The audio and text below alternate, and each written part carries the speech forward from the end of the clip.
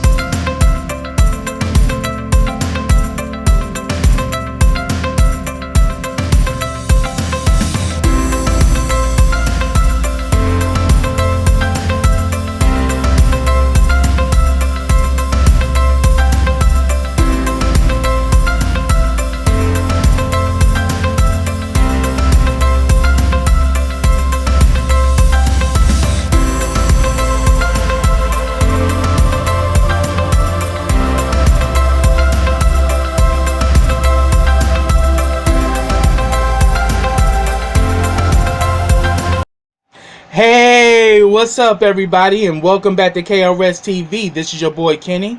Now remember, subscribe to my channel and click that bell so you can get notifications every time I drop a video. Also follow all the information I have in the description box as well as the comment section. Also like this video, comment on this video, and share this video. Now before I get started, let me send a special shout out to Metro Health DC.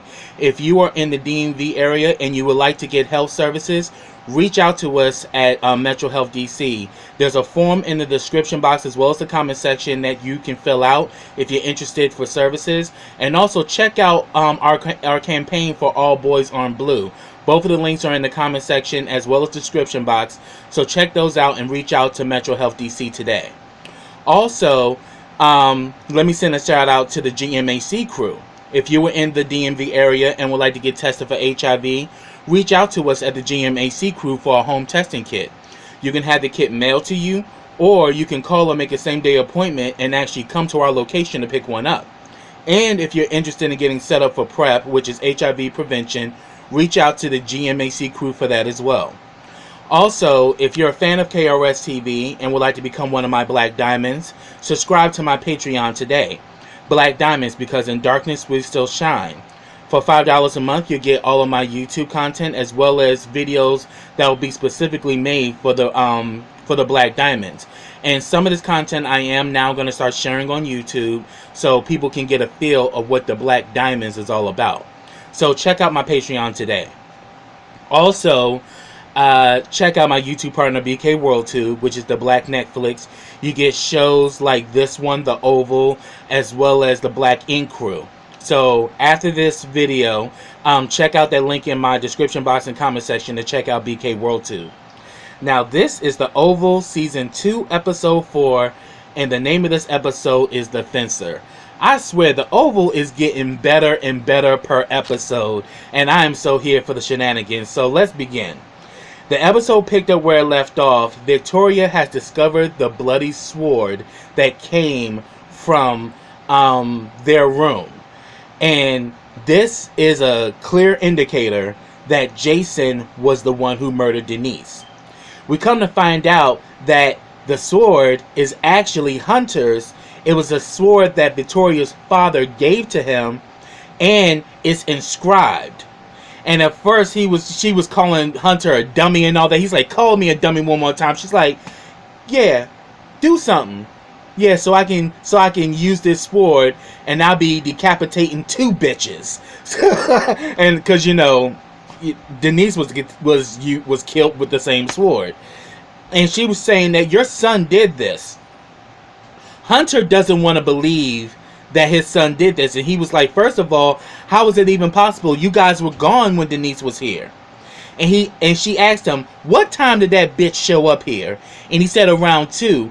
And then she's like, we left like around 1:30. He's like, clearly he wasn't here. She's like, but no, whoa, because you know the two of them don't get along, so they were like going back and forth. And she says, no, when we got to the gate, he said he had to go to the bathroom, so we came back. And she says, and then this really brings in the question of Kyle, like, why didn't Kyle let it be known that we came back? And how did he get in that room when Kyle was supposed to have been guarding it? And I was like, well, he says that how he likes to explore. He likes to find, ways to get around and ways to get into things. I'm like, yeah. So he probably got the whole damn White House case down, probably better than the SS. And that's why he was able to do that shit right under their noses. I mean, he literally went up in there and literally cut that bitch's head off while Kyle was on the outside of the door. So that definitely is alarming. So Kyle right now ain't looking too good as far as Hunter and the First Lady at this point. So we're going to see how that's going to unfold as far as Kyle's position at, right now. So then we get a scene with Diane, Lily, and Max. Diane lets it know that he's been framed and she wants to bring down the administration. And Max is like, you can't do that. They control the House and the Senate and the DOJ. They got everybody, on their, they got everybody on their team, which is Victoria's father's doing. But then Diana's like, we can actually do this. The press is a powerful thing. And Max lets her know, it won't work, girl. You're delusional. And he says that, come on. I knew that they were going to kill me. Why do you think I had that metal plate under my vest? And then Bobby comes in and you're like, yeah, but you still got shot. I was like, Bobby was killing it, but he's like, yeah, but I'm alive though.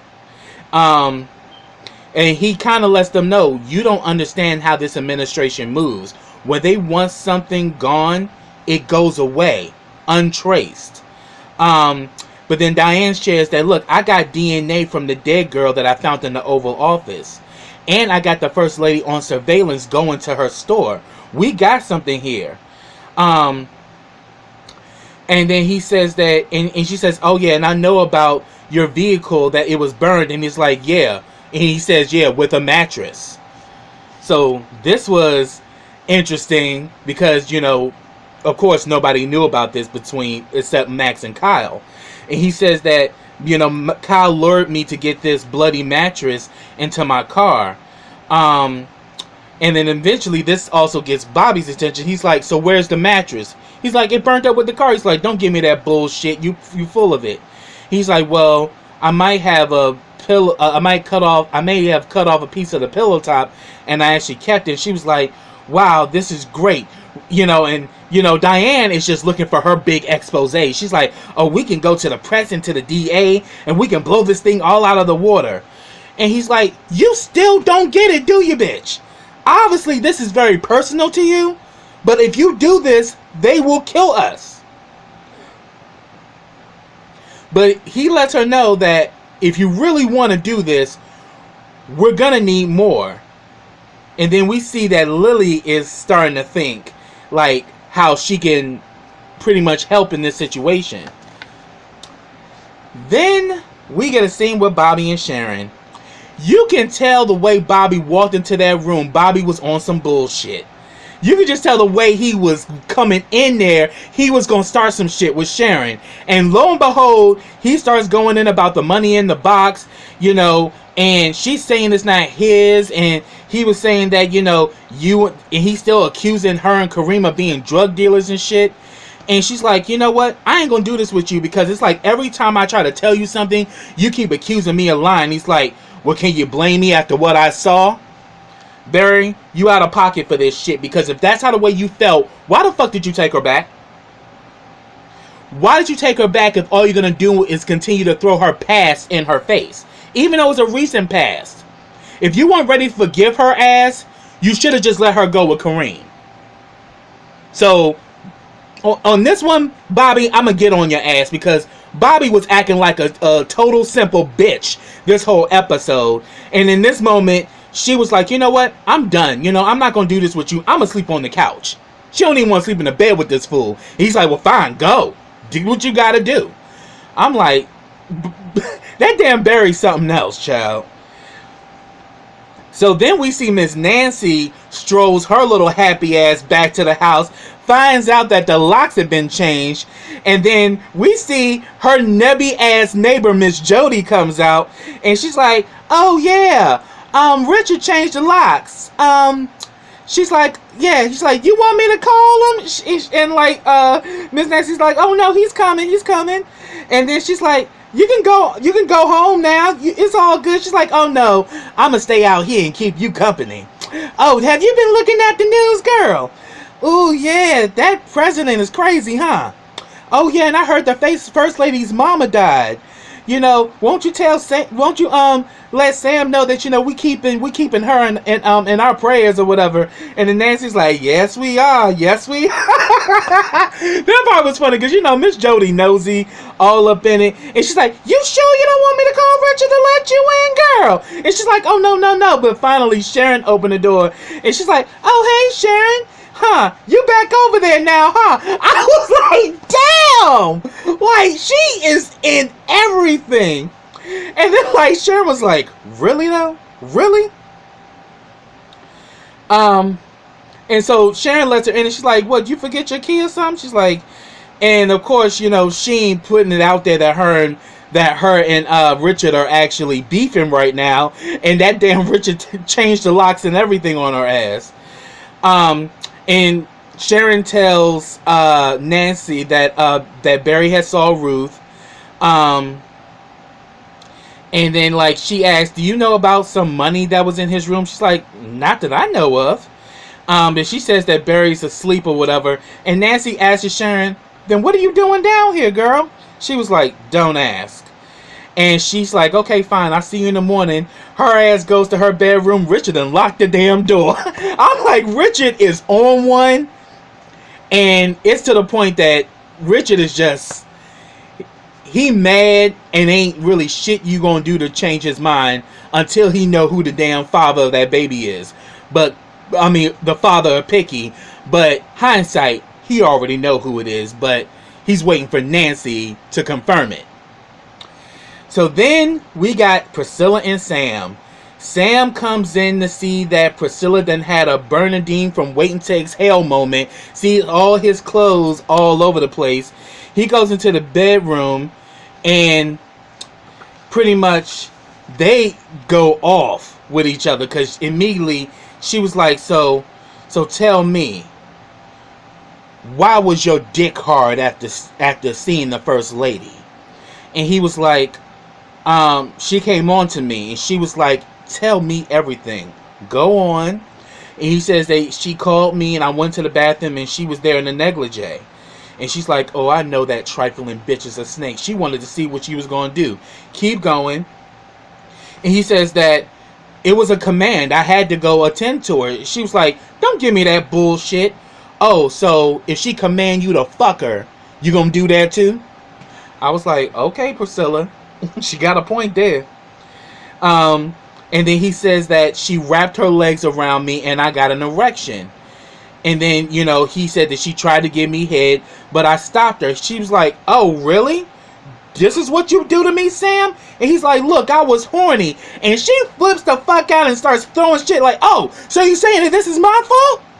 Part of it is, girl, because if you was speaking to the mic, my mic sound nice, check 1. My mic sound nice, check 2, bitch. If you would have been checking that mic, Victoria would have never had a chance. So part of it is your fault. But then part of it is the fact that he put himself in that position. But then again, he is trying to do his job as being, you know, SS. And when the first lady or the president, you know, calls him, he has to report there. I mean, it is a part of his job. But then again, you know, we see that Victoria's on some Me Too shit.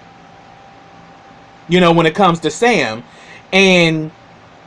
But then he pretty much says that, you know, I didn't do anything, you know, and he didn't. He stopped her. And he told the truth. I stopped her. But she's like, oh, the fact that this bitch was even got the close to even try to give you head, and you actually didn't leave that damn room. I'm like, he actually did, boo-boo. But right now, you can't tell Priscilla shit. She is on one, and she's like, so what are you gonna do? She's like, oh, I'm gonna kill that bitch. I am going to poison that bitch. So do what you gotta do, Sam. Arrest me, report me, but I'm gonna fuck that bitch up. And I was just like, wow. Her ass was pissed. But as I said, if you would have been checking that mic, none of this would have happened, honey. You know, instead of you making him take cold showers, you should have been like Teddy Pendergrass and let's take a shower together. If you was doing that shit, Victoria would have never been able to strap her leg around him and get him hard. Not saying that she would have tried, because, you know, Victoria got like a rapist mentality, because you saw her do the same shit with Sam. I mean, you saw her do the same shit with Max, and now she's doing that same shit with Sam. She throws herself on the men because ain't nobody trying to go into her forest, honey. You know, because pretty much her forest pretty much has turned into a desert, and she's looking for somebody to reign in her territory, but don't nobody want to go there. Just calling it like it is. So then we see Sharon's on the couch, and then she ends up getting a call from Kareem's ass. Now I must admit, Kareem was looking good laying in that bed, y'all. But doesn't the toxic motherfuckers usually look good? That's how they get your ass. They look good, but yet they got a whole bunch of bullshit with them. So I was just like, here it is, Kareem looking good in bed, and he's talking to her, and he says that, you know, he got a response for the position of somebody to work with them. And he says that he knows that she took the pregnancy test. And she's like, yeah, I took it. And he's like, that's stealing. He says that, she's like, no, you told me to. And she finds out that she's not pregnant. And he's like, that's good. And he's like, you know, you deserve, he's like, you know, and she was just like, you know, I'm just glad because, you know, me and him ain't really seeing eye to eye right now. And he was like, oh, you deserve better. And she's like, oh, it's better you? And he was like, yeah, it is. I'm like, no, the fuck it's not, boo-boo. Both Barry and Kareem are on bullshit right now. I mean, Barry is more on bullshit because he lost his daughter and it's broken him. That damn Kareem comes off like a very entitled individual, and when he don't get what he wants, he will kirk out and have an attitude. So he ain't really a better choice either, because yeah, he got his own place, and he's got, you know, his own business that he inherited by his birthright, just calling it like it is. But you know, that damn Kareem is simple as hell, so he the type that could possibly go upside a bitch's head, you know, when he don't get his way. And I get that vibe from Kareem. So all of a sudden she's like, he's coming. He's like, no, stay on the phone. Because he got it out like, I want Barry to know I'm taking you from him and all that. And here we go. Barry come down with his belt unbuckled and was like, I'm sorry, Sharon. Won't you come back to bed? Still trying to serve that Barry White. I'm sorry, baby. Let's come back to bed. Right on, baby. Right on. It's that kind of shit. And this time, Sharon wasn't here for it. She's like, you know what? Go back to bed and don't say nothing else to me before you say something you will regret. I'm not dealing no more with this shit tonight. Good night. And I was like, okay, Sharon. I was here for Sharon tearing his ass down. Because, like, nigga, you ain't gonna come at me talking reckless shit to me. And because now you feeling lonely, you want to come downstairs with your unbuckled belt talking about some, I'm sorry, baby, won't you come back to bed? Like, I ain't here for that. She's like, I'm sleeping on the damn couch because I'm over you and your shit right now. So I was like, I kind of gave Sharon some claps for that. I was like, that's good. You checked his ass, because Barry needed to be checked. Because, like, dude, you literally came in that room, deliberately started some shit with her, and now you done pissed her off. Now you want to come downstairs. Oh, I'm sorry, baby. Yeah, because you wanted to get your dick wet, and she pretty much said, fuck you, good night.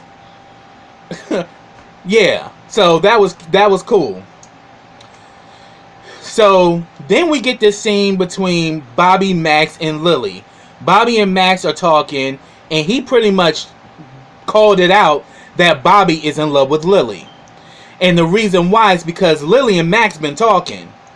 And pretty much the only play they can come back with as to get more information is for Lily to go back to Donald.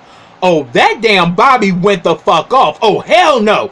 You're not going back there. And it's just like the way he went in, I was like, Bobby is in love with Lily. And later on, like, he just gets so mad that he storms off. And then Max and Lily have a conversation. She was like, I knew he wasn't going to let you do it. But it's the only play we have. And she's like, yeah, I know. And then he tells her he's in love with you. And she's like, but we just met each other. And Bobby had said the same thing. But he's like, nah, but in this line of duty, you know, it's pretty much duty and country above all else. And, you know, and the fact that we had that kind of life, tomorrow's not promised. So when we want something, we go all in. He's in love with you. And then we see later on, you know, the two, Bobby and Lily, have a conversation, and he pretty much shows that he really cares about her, because he says, if something happens to you, I swear I don't want you going back. And she says, you don't want me to go back, or you don't want me to go back to him? And he was like, both. Like, so he let it be known, yeah, I do got feelings for you. And the way he was going in, I was like, oh, yo, he will murder the shit out of Donald for Lily, honey. Because he know Lily is only a pawn. And she pretty much says that, look, I'm going to be cool. You know, Donald's soft. He could have killed me, but he didn't. I'm like, that's that Watts coming in. But he's like, but what about Kyle? I'm like, good damn question, because Kyle is a jealous bitch. She sees Lily as competition, and he wants to kill Lily because he wants Donald all to himself. But then she tells him, like, you know, I never had sex outside before. So she kisses him on his neck, and of course, vitamin D rises to the occasion, and they go out there and they explore nature together. Alright, so then we see Kyle and Donald. They pretty much, you know, had a morning after some rough sex, because that's all they got, you know. And, you know, we can definitely tell that Kyle is in love with Donald, but Donald doesn't feel the same way about Kyle. And I think Kyle is totally missing that. And of course, Donald's checking his phone to see if Lily responds. He's like, she's not going to call, you know. But then he says that, oh yeah, and I got some intel about Diane. Diane literally got off her car and pretty much got into the station wagon at the gas station. So she's got help, but he doesn't know who. And then all of a sudden he tries to hug Donald. Donald is kind of like, okay. I'm like, boo-boo, that's an indication he don't love your ass, boo-boo. He just, he love your ass, but he don't love you. So, and pretty much he was like, I love you. And then Donald was like, I like you too. I was like, bitch, he's letting you know he ain't in love with your ass, but clearly you're in love with him. And he says, like, so what is it about that aide? Talking about Alan. He's like, I know you're tight. He's like, dude, he's straight. He's like, yeah, and so was I. Cal, your ass was never fucking straight, honey. Because as soon as he gave you some of that black meat, you ain't been the same since. You even willing to kill his wife to have him to yourself. So, boo-boo, you were never straight. But, yeah, I can see him using his little Me Too preference to get Alan. I mean, because we've seen how Donald is. Donald is an evil bitch, too. And Donald will use his authority to get what he wants. Just like Victoria's using her authority to try to trap Sam. What makes you think that Donald won't do the same when it comes to Alan? But the thing about it, Alan crazy as shit. We saw that the last episode. So with that situation, Donald may be on the bottom on this one. Just saying. And then all of a sudden, he kind of tells Kyle, I like to see you walk away. And then Kyle walks away, kind of bouncing while he walk away. I was like, Kyle, you don't sit your trifling ass down somewhere. That tickled me. He's like, I was like, Kyle is too damn much. But he literally is just, he's literally got more feelings for Donald than Donald has for him, and that was very clear in this scene. Next, I'm going to talk about Priscilla and Alonso. I think something's going on between them. I don't think they've actually had sex, but clearly it's like Alonso has feelings for Priscilla. So he pretty much tells her that, you know, Gene never signed out. And of course, Priscilla is really saddened by this because she's like, I've been trying to call her all night and I haven't heard from her. What's going on? And then he was like, he's like, you know, you should get Sam involved in this. And she was like, well, I'm going to go to see Laura and you can tell Sam. So immediately Alonso's like, what's going on? You know, did something happen between you two? Does it involve the First Lady? She was like, well, what do you mean by that? And he said, well, she wants to see him as soon as he gets in. And she's like, does she now? I'm like, ooh, that damn Priscilla is hot right now. Like, she is seriously, like, on one. Like, she really wants to kill Victoria at this point. And he was trying to get more intel, but then she hung up the phone on him. Then Richard comes downstairs, you know, about to get ready for work. Nancy made breakfast. She done re-ironed his uniform, and he's still saying, I want you gone, and all of that. And she says that even though I re-ironed your uniform, I still don't think it's really, I still don't think you should go back to work right now. And then he was like, I want you out of here. I want you gone. Then Barry comes downstairs like, Dad, this is her house too. Where is she gonna go? He's like, I don't care. I want her out of here. She's like, you know what? I'm not even going to. I gotta go to the funeral home anyway. She's like, oh really? She's like, yeah, I gotta pay for. She's like, where'd you get the money from? His daddy? Huh? Won't you let me know what's good? What's really happening? And then all of a sudden, you know, Barry just like, you know what? Kill that noise. What's the deal with this money? And they both like, where the hell you get all this money from? And he's like, how much is it? And Barry was like, it's about $100,000. And they was the knife in that in that same box? And he was like, yeah. And pretty much he said, I asked Sharon, but Sharon says it ain't hers. But as soon as Sharon came downstairs, both Richard and Barry kind of looked at her like, really? And she's like, look, it's not mine. I'm like, because even Sharon was like, you think I would be working as hard as I am trying to pay these bills if I had all this money on me? She got a point. Like, shit, that's enough money that you can live off of, especially if you're a college student. She can pay off a hell of a lot of shit and kind of live comfortable, you know, with that kind of money. And then, like, you know, Richard was like, well, nobody's been up in that room except the two of you and us. And then Nancy said, and Ruth. And they was like, what? And she's like, that shoebox is hers. I bought her a pair of shoes for Christmas 5 years ago. It was the only pair available in the store, and that was the shoebox. And he's like, and then Barry's like, well, why would she leave it here? She's like, well, she's in a cult. They leave everything behind. So I guess she left it here. And he's like, how is that possible? And with the bloody knife, like, what was that? And then Richard was like, nah, somebody had to break in here when we weren't here. And that damn Sharon was like, yeah, and that nosy ass Jody next door will probably know about it. So it's like, yeah, y'all reach out to her. I'm going to work. Because, you know, Richard's still on one. He still is mad as fuck at Nancy. Rightfully so. And all of a sudden, Sharon went to Barry, was like, I think I'm owed an apology. And then Barry, being as simple as he is, was like, don't you need to go to work? She was like, oh, that how we doing? He's like, yeah, that's how it is. I'm like, oh, because she ain't come upstairs and give you no ass, you still in your feelings. So we all know that you apologizing with some bullshit. See, that's them Negroes for you, young. You know, like, he really was just doing the most. And, you know, Sharon was like, oh, okay, all right. I'm like, Barry, you're gonna really push her over there to Kareem's side. You keep up with this bullshit now. I mean, I sympathize with your daughter, but dude, you up here just being an asshole to motherfuckers. You're gonna get your feelings hurt. Because you're already mad that she was screwing Kareem. But at the end of the day, think of how the way you're treating her. I mean, you just can't keep treating a woman a certain way and expect her to be loyal to you. I mean, loyalty is a two-sided situation.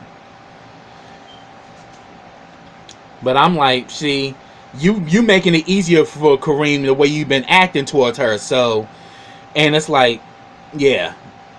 But I said, Sharon, Kareem ain't a better choice either. You better being by your damn self right now. Just saying.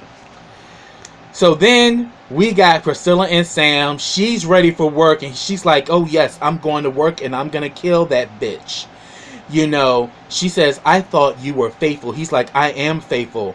Well, how is it that that evil, dick-looking, trifling bitch licks your dick and you say that you faithful? I was like, ooh. And he's like, I can't let you go to work. And she's like, then stop me. You know what you have to do. And he's like, I know you done took my money from my account. She's like, yeah, and that's just only the beginning. So he knows that she done took his money and shit. But at the end of the day, he don't care about that. He love his wife. I'm like, bitch, he's showing you right now he love you, but you so damn mad and so in your shit, you ain't trying to hear nothing. And he's trying to say, like, look, you need to stop this now. But at this point, she sees red and ain't nothing he can say or do. And he's saying, I can't let you go to work. She's like, as I said, try and stop me. And she literally walked away. So then we get the last scene. The Hunter finally got the body in the trunk, and he was like, how can you be so cool just to sleep at night like nothing happened? And Victoria's like, you really got the nerve to say that to me? You a classic sociopath. Just like that motherfucker right there. And we see Jason come up. And then Jason's like, I need to get some sleep. I'm going to go to my room. She's like, get your ass back here. She's like, so what was under your bed? And he's like, I don't know what you're talking about. And she's like, she's gone. We found the body. And then this fool tries to go into this bullshit. Oh, she tried to kill me. She's like, that's bullshit. Shut up. And because Victoria knew he was lying. So she was like, yeah, she tried to attack me. I hit her, and she hit her head. And she was like, so how would that explain the bruising around her neck? I'm like, yeah. How you like, that's proof right there that you killed her, bruh. Like, you strangled her. She died of asphyxiation. It wasn't because you all that bullshit. So Victoria knew that, yeah, you literally took power. You ain't no damn victim. And then she was saying that, so did you see your father with that whore? And that damn Jason was like, which whore? And she's like, you got a point. I was like, she was talking about Denise. And she says that when we had to come back to the house so you can use the bathroom. Did you see her? And he was like, no. And he was saying that, and he's like, no, it you know, I'll admit, it was all an accident. She was like, so you mean to tell me that this sword that we found in your trunk didn't come from your father's room? And he's like, don't yell at me. Don't yell at me. And it got to the point where Victoria just lost it. She grabs him and starts hitting him. And then he begins to strangle her. And Hunter has to pull him away from her. And she was like, you a serial killer. So what is it? You're going to try to kill me too? Make me your third victim? And he was like, my fourth.